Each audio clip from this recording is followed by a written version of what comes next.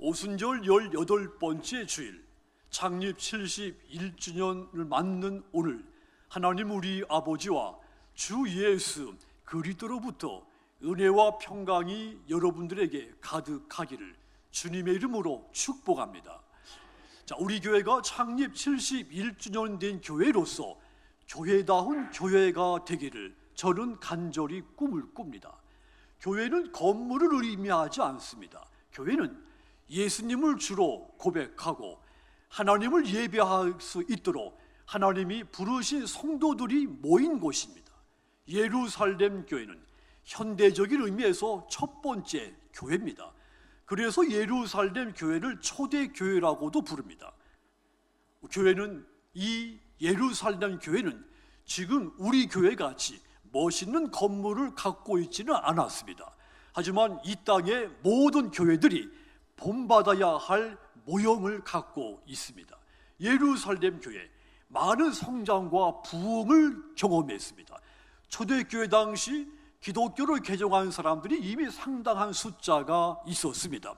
사도행전 2장 41절 보면 베드로가 오순절 설교를 했을 때 그 설교를 듣고 믿은 신도의 수가 3,000이나 더했다 그랬습니다. 베드로의 설교를 듣고 세례를 받고 예수를 믿고 구원받은 사람이 3,000명이었다고 했습니다. 사도행전 3장에도 보면 베드로와 요한이 예루살렘 성전 미문 앞에서 안진뱅이를 고칠 때 수많은 무리들이 모였습니다. 이때도 베드로의 설교를 듣고 말씀을 들은 사람 중에 믿는 자가 많으니 남자의 수가 약 5,000명이었다 그랬습니다. 예루살렘 교회가 이처럼 빠른 성장과 부흥을 한 겁니다. 하지만 여러분, 이 예루살렘 교회에 늘 좋은 일만 있었던 것은 아닙니다. 마귀는 교회가 잘 되는 것, 성도들이 형통한 것을 가만히 구경만 하지 않습니다. 교회와 성도들에게 좋은 일이 많으면 마귀가 반드시 나타나서 시험에 들 일들 무수하게 만들어냅니다. 그래서 교회가 부흥하려면 반드시 시험이 찾아오게 마련이죠. 어떤 교회든지 어려울 때는 기도하고 영적으로 긴장을 하게 됩니다. 모든 일이 반대로 모든 일이 잘 될 때는 영적인 긴장이 풀리죠. 느슨해지기가 쉽습니다. 마귀는 이 틈을 반드시 타고 들어오는 겁니다. 그래서 교회와 성도들 잘 나갈 때, 형통할 때 오히려 넘어질까 조심을 해야 되는 겁니다. 마귀의 시험에 회방을 받아서 무너질까 경계해야 되는 겁니다. 초대교회도 마찬가지입니다.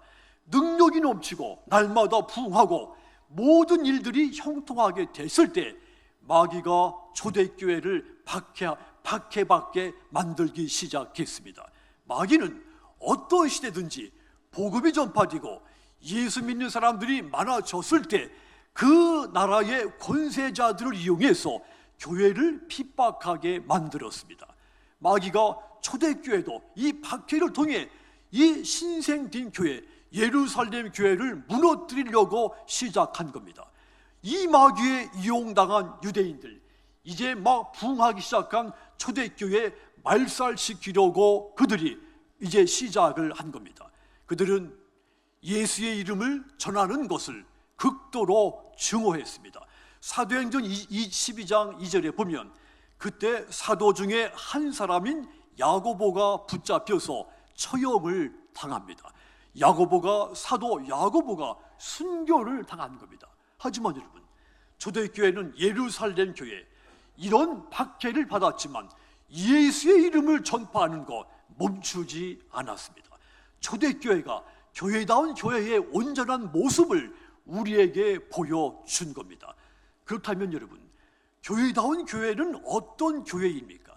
우리 교회가 창립 71년의 역사를 맞이했습니다. 이 시대에서 우리 교회가 어떤 교회로 세워져야 되겠습니까? 우리 교회는 교회다운 교회가 되기 위해서는 성령의 역사가 일어나는 교회가 되어야 됩니다. 초대교회가 세워질 때 오순절 성령의 사건이 일어났습니다. 예수님께서 승천하실 때 제자들에게 부탁한 거 하나였습니다. 사도행전 1장 4절 보면 사도와 함께 모이사 그들에게 분부하여 이르시되 예루살렘을 떠나지 말고 내게서 들은 바 아버지께서 약속하신 것을 기다리라. 따라합시다. 아버지께서 약속하신 것을 기다리라. 제자들 3년 동안 예수님을 따라 다니면서 말씀을 들었지만 자신들 스스로 힘으로는 아무것도 할 수 없는 연약한 존재들이었습니다. 성격, 외모상은 강해 보였지만 그들이 자신들이 할 수 있는 것이라고는 아무것도 없는 연약한 존재들이었죠. 예수님은 성령만이 이 무능하고 연약한 제자들 도울 수 있다는 것을 아신 분입니다. 그래서 이 제자들에게 너희가 예루살렘 떠나지 말고 아버지의 약속하신 성령을 기다리라고 명령하신 겁니다. 그렇습니다. 저와 여러분도 마찬가지입니다. 우리의 힘으로는 할 수 있는 것이 아무것도 없습니다. 우린 가장 무능하고 연약한 존재들입니다. 성령이 나를 돕지 않으면 내가 말씀을 읽어도 깨달음이 내게 없습니다. 성령이 돕지 않으면 내가 말씀을 읽고 그대로 살고 싶지만 그대로 사라지지가 않습니다. 말씀을 전파하고 싶어도 성령이 내 입술을, 내 마음을, 내 지식을 돕지 않으면 그 말씀을 전파할 수가 없습니다. 그래서 제자들도 예수님의 말씀대로 예루살렘을 떠나지 않고 성령을 약속하신 그 성령을 기다린 겁니다. 사도행전 2장 1절 보면 오순절 날이 이미 이름에 그들이 다 같이 한 곳에 모였다고 했습니다. 그러다가 마침내 성령의 충만을 받게 됐습니다. 사도행전 2장 4절 다 같이 읽겠습니다. 그들이 다 성령의 말하기를 시작하니라. 아멘. 초대교회 사도들, 제자들, 초대교회 성도들이 성령의 충만을 받고 각기 다른 언어들로, 자기들이 배우지 않은 언어들로 각가지 복음을 전파하기 시작한 겁니다. 예수님이 십자가에서 못 박히실 때 두려워서 도망갔던 이 제자들, 그들도 담대하게 십자가의 복음을 전파하기 시작한 겁니다. 초대교회 성도들이 성령으로 충만해졌을 때 생각과 삶이 달라진 겁니다. 사도행전 2장 43절은 그 분명한 증거입니다. 거기도 보시면 사람마다 두려워하는데 사도들로 말미암아 기사와 표적이 많이 나타나니 그랬습니다. 성령께서 제자들을 통해 치유와 회복의 역사를 나타내신 겁니다. 이제 제자들이 유대인들을 두려워한 것이 아니라 반대로 유대인들이 제자들을 통해 나타나는 성령의 역사를 보고 두려워하게 된 겁니다. 성령은 하나님의 영이십니다. 그래서 하나님의 영이신 이 성령이 임하는 곳에는 반드시 구원과 치유와 회복의 역사가 일어납니다. 역대하서 7장에 보시면 솔로몬이 성전을 짓고 예배를 드리고 기도할 때 하나님의 영광이 그곳에 가득하게 임했습니다. 그 후에 하나님이 솔로몬에게 나타나서 이 말씀을 줬습니다. 역대하서 7장 14절 보시면 내 이름으로 일컫는 내 백성이 그들의 악한 길에서 떠나 스스로 낮추고 기도하여 내 얼굴을 찾으면 내가 하늘에서 듣고 그들의 죄를 사하고 그들의 땅을 고칠지라.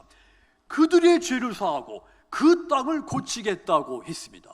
그렇습니다. 하나님의 영이신 성령이 임한 곳에는 반드시 죄사함과 치유와 회복의 역사가 일어나는 것입니다. 예루살렘 교회에도 성령의 역사가 일어나서 예수 믿고 구원받는 역사, 기적, 표적이 나타난 겁니다. 그리하여 교회를 세울 수 없는 그 황량한 시대, 교회가 탄생하고 부흥하게 된 겁니다. 우리 교회도 마찬가지입니다. 성령의 역사로 지금까지 우리 교회가 성장하고 굳건하게 설 수 있었던 겁니다. 71년 이 세월, 한마디로 성령께서 우리 교회와 함께한 세월인 것입니다. 저는 앞으로도 우리 교회가 이 초대교회처럼 날마다 성령의 역사가 나타나는 교회가 되기를 꿈을 꿉니다. 성령의 역사로 말씀이 흥황하는 데는 교회, 복음을 담대하게 선포하는 그런 교회가 되기를 저는 간절히 소망을 갖고 있습니다. 이를 위해서 쉬지 않고 기도하시기를 바랍니다. 그리하여 교회 침체기라고 하는 이 시대 속에서 역사 71년을 맞이한 우리 교회, 성령의 역사가 일어나서 예루살렘 교회처럼 교회다운 교회가 날마다 우리 교회가 그렇게 세워지게 되기를 주님의 이름으로 축복합니다. 또한 교회다운 교회는 기도하는 교회가 되어야 됩니다. 중보기도를 통해 기적이 일어나는 교회, 이런 교회가 교회다운 교회입니다. 오늘 본문 5절에 보면 베드로가 복음을 전파하다가 억울하게 감옥에 갇히게 됩니다. 베드로가 감옥에 갇히게 되자 교회와 온 성도들이 어떻게 했습니까? 5절 다시 보십시오. 이에 베드로는 옥에 갇혔고 교회는 그를 위하여 간절히 하나님께 기도하더라 그랬습니다. 간절히 기도하기 시작한 겁니다. 로마와 유대인들이 이 예루살렘 초대교회를 박해하기 시작했고, 베드로는, 교회 지도자인 베드로는 감옥에 갇혔고 언제 죽을지 알 수 없는 위기 상태에 빠진 것입니다. 신생교회, 이 초대교회가 예루살렘 교회, 큰 위기가 불어 닥친 겁니다. 하지만 여러분, 교회와 온 성도들 그 위기 상황 속에서 낙담하지 않고 온 성도들이 오히려 힘을 모아 기도하기 시작했습니다. 이런 교회가 교회다운 교회인 겁니다. 교회가 사명을 잘 감당하고 있을 때 도리어 시험이 찾아온다고, 박해가 온다고 했습니다. 하지만 그럴 때 교회다운 교회는 모든 논쟁, 시비를 중지하고 모든 교인들이 하나가 돼서 하나님 앞에 엎드려 기도하기 시작합니다. 박해가 찾아오고 시련이 닥쳐왔을 때 교회다운 교회는 온 성도들이 간절하게 중보하며 기도를 하는 겁니다. 그렇게 기도하는 교회가 마침내 교회다운 교회로 우뚝 서게 되는 겁니다.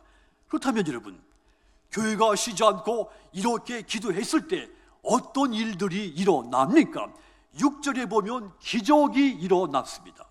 베드로를 지키는 군인이 16명인데 베드로를 쇠사슬로 묶어놓고 2명이 베드로 각각 바짝 옆에 붙어서 잠시도 쉬지 않고 베드로를 지켰습니다. 감옥 밖에도 파수군들이 긴장을 풀지 않고 이 베드로를 감시를 했습니다. 그런 상황 속에서 베드로는 태연하게 잠이 들었다고 했습니다. 이 상황에서 태연하게 잠든 베드로, 그의 믿음은 저는 대단한 것이라고 믿습니다. 그때 주의 천사가 나타나서 베드로를 흔들어 깨웠습니다. 베드로가 깨워서 보니까 쇠사슬이 풀렸고 옥문이 열려 있는 겁니다. 11절, 12절 그 내용이 잘 나타나 있죠. 정신을 차린 이 베드로, 하나님이 천사를 보내서 도우신 것을 깨닫고 마리아의 집으로 달려갔습니다. 베드로는 마리아의 집에 그 다락방에서 여러 성도들이 모여 나를 위해서, 자신을 위해서 중보기도 하고 있는 모습을 봤습니다. 베드로가 그 광경을 보고 크게 깨닫게 된 겁니다. 감옥에 갇혀있는 나에게 기적이 일어난 것, 성도들이 나를 위해서 기도했기 때문이라는 것을 깨닫게 됩니다. 기도가 있던 이 마리아의 다락방이 최초의 교회, 예루살렘 초대교회가 된 겁니다. 교회다운 교회, 이렇듯 기도하는 교회인 겁니다. 지금도 마찬가지입니다. 교회는 기도하는 곳이 되어야 합니다. 기도가 있어서 기적이 일어나는 그런 교회가 교회다운 교회인 겁니다. 교회에 기도가 있으면 베드로처럼 삶이 무거운 쇠사슬에 묶여있다 할지라도 기적이 나타나서 모든 쇠사슬이 풀리게 되는 겁니다. 어떤 분은 질병의 감옥에서, 어떤 분에게는 물질의 감옥에서, 어떤 분에게는 가정 문제의 감옥에서 넘어진 성도들을 다시 일으켜 세우며 성도들과 성도 사이 인간관계에서 그 불협화음도 모두 그 묶인 사슬들이 풀리게 되는 겁니다. 기도하여 기적이 나타나서 이런 교회 안에 역사가 일어나는 겁니다. 그때 모든 성도들 하나님 이 베드로처럼 깨닫게 됩니다. 내 문제가 해결된 거, 이 기적, 온 성도들이 나를 위해서 기도했기 때문이구나, 이 사실을 깨닫게 되는 겁니다. 오늘 구약의 말씀 역대하서 7장 15절 우리 함께 읽겠습니다. 이제 이곳에서 하는 기도에 아멘. 내가 이 성전에서 하는 기도에 눈을 들고 귀를 기울이겠다고 했습니다. 하나님께서 날마다 매 순간순간 성전을 주시하시고 그 성전에서 백성들이 기도하는 소리 내가 귀를 기울여 듣겠다고 했습니다. 예수님도 성전은 만민이 기도하는 집이라고 선포하셨습니다. 마가복음 11장 17절 보시면 이에 가르쳐 이르시되 기록된 바 내 집은 만민이 기도하는 집이라 칭함을 받으리라 하지 아니하였느냐 그랬습니다. 그렇습니다. 성전은, 교회는 기도하는 곳이 되어야 하며 성도들이 모인 곳에서는 반드시 기도하는 소리가 들려야 되는 것입니다. 그러므로 여러분, 71년 역사를 맞이한 우리 교회, 잠시도 쉬지 않고 기도하심으로써 교회다운 교회가 돼서 성도들의 모든 문제를 풀리게 하는 기적이 일어나는 그런 교회가 되기를 주님의 이름으로 축복합니다. 또한 교회다운 교회, 섬기고 나누는 교회가 되어야 합니다. 사도행전 4장 32절 35절 보면 이 예루살렘 교회 서로 섬기고 나누는 교회였다고 했습니다. 그 가운데 32절 다시 보시면 믿는 무리가 한 마음과 한 뜻이 되어 모든 물건 서로 통용하고 자기 재물을 조금이라도 자기 것이라 하는 이가 하나도 없더라고 했습니다. 섬기고 나누었다고 하는 뜻입니다. 초대교회 성도들 예수님의 복음으로 한 마음과 한 뜻이 돼서 은혜를 받고 복음을 전파하는 일을 하다 보니까 그들 가운데 변화가 일어난 겁니다. 가장 큰 변화, 가장 먼저 일어난 변화, 서로 섬기고 나누는 변화가 일어난 겁니다. 성도들이 서로 물건을 같이 쓰면서 자기 재물, 자기 재산을 조금 더 내 것이라고 주장하는 사람이 한 명도 없었다고 했습니다.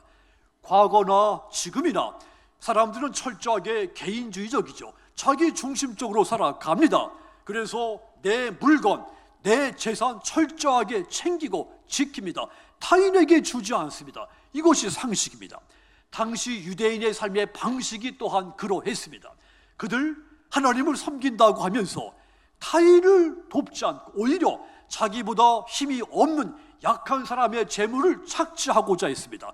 심지어는 종교의 이름으로 종교를 이용해서 타인의 재물을 뺏어서 부자가 되려고 하기까지 했습니다. 하지만 여러분, 그들 가운데 예수님의 복음을 듣고 은혜를 받고 신앙을 고백한 가운데 그들이 180도 바뀌는 사람들이 나타났습니다. 이 선한 영향력이 안디옥 교회에도 강력하게 미쳤습니다. 안디옥 교회, 스데반이 순교한 이후에 박해를 피해서 흩어진 성도들이 안디옥에 가서 세운 교회가 안디옥교회입니다. 이 안디옥교회도 섬기고 나누는 교회가 됐습니다. 사도행전 11장 29절 30절 보시면 안디옥교회가 예루살렘 교회에 구제 헌금을 보내기로 결정을 했다고 했습니다. 당시 예루살렘 이 초대교회가 박해를 받지만 날마다 부흥했다고 했습니다. 그런데 그 지역에 기근이 찾아오면서 재정적으로 이 예루살렘 교회가 큰 어려움에 빠지게 됐습니다. 안디옥 교회가 이 소식을 듣고 구제 헌금을 모아서 자신들보다 먼저 생긴 교회 예루살렘 교회에 바나바와 바울 편에 구제 헌금을 보낸 겁니다. 나누고 섬겼다는 뜻입니다. 그래서 안디옥 교회가 교회다운 교회인 겁니다. 그러므로 여러분, 우리 교회 71년의 역사를 맞이했습니다.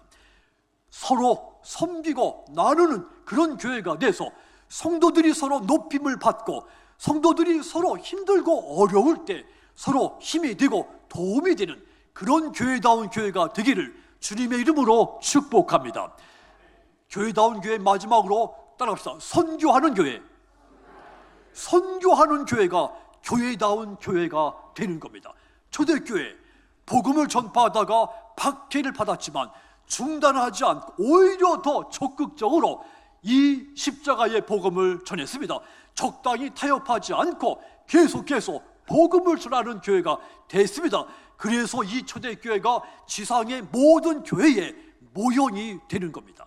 사도행전 11장 22절 23절 보시면 예루살렘 교회가 이 사람들의 소문을 듣고 바나바를 안디옥까지 보내니 그가 이르러 하나님의 은혜를 보고 기뻐하여 모든 사람에게 굳건한 마음으로 주와 함께 머물러 있으라 그랬습니다. 예루살렘 교회 박해를 받으면서도 교인들이 서로 박해받으며 그 피해서 여러 지역으로 흩어졌다 했죠. 그 흩어져서 만든 교회가 안디옥 교회라고 했습니다. 근데 이 안디옥 교회가 이 예루살렘 교회가 이 안디옥 교회를 이제 막 탄생해서 어려웠을 그 안디옥 교회에 바나바를 파송을 한 겁니다. 선교사를 파송한 겁니다. 그러자 사도행전 13장 3절 4절 보시면 이에 금식하며 기도하며 두 사람에게 안수하여 보내니라. 두 사람이 성령의 보내심을 받아 실루기아에 내려가 거기서 배 타고 구브로에 가서 그랬습니다. 안디옥 교회가 예루살렘 교회의 이 영향을 받아서 안디옥 교회도 똑같이 바울과 바나바를 다른 지역의 선교사로 파송을 했다는 뜻입니다. 예루살렘 교회가 안디옥 교회로, 안디옥 교회는 또 다른 지역으로 선교사를 파송을 한 겁니다. 그렇습니다. 교회다운 교회는 선교하는 교회입니다. 복음은 생명을 살리는 일입니다. 영원한 생명을 얻는 비결은 예수님을 통해 하나님을 믿는 겁니다. 요한복음 5장 24절 보시면 내가 진실로 진실로 너희에게 이르노니 내 말을 듣고 또 나 보내신 이를 믿는 자는 영생을 얻었고 심판에 이르지 아니하나니 사망에서 생명으로 옮겼느니라고 했습니다. 나를 보내신 하나님을 믿는 사람 영원한 생명을 얻는다고 했습니다. 그래서 교회는 생명을 살리는 이 예수의 이름을 전파하는 일 멈춰서는 안 되는 겁니다. 이것이 교회다운 교회가 해야 하는 가장 큰 사명이기 때문입니다. 그러므로 여러분, 역사 71년을 맞이한 우리 교회, 세계 열방을 향해 생명을 얻게 하는 이 복음을 전파하는 선교하는 교회가 되어야 하겠습니다. 그래서 우리 교회를 통해 천하보다 더 귀중한 한 영혼이라도 구원받게 되는 기적의 역사가 나타나기를 주님의 이름으로 축복합니다. 사랑하는 성도 여러분, 지금 이 시대 교회가 교회다움을 회복해야 하는 시대입니다. 한국 교회를 신뢰한다고 하는 사람 21%에 불과합니다. 불신한다는 사람이 74%에 이른 시대이기 때문입니다.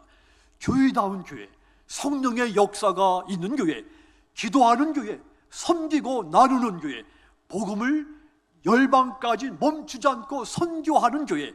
그러므로 여러분, 우리 교회가 주님의 몸된 교회로서 교회다운 교회가 돼서 신뢰를 회복하고 빛과 소금이 되고 이 세상에 희망을 주는 그런 교회가 되기를 주님의 이름으로 축복합니다.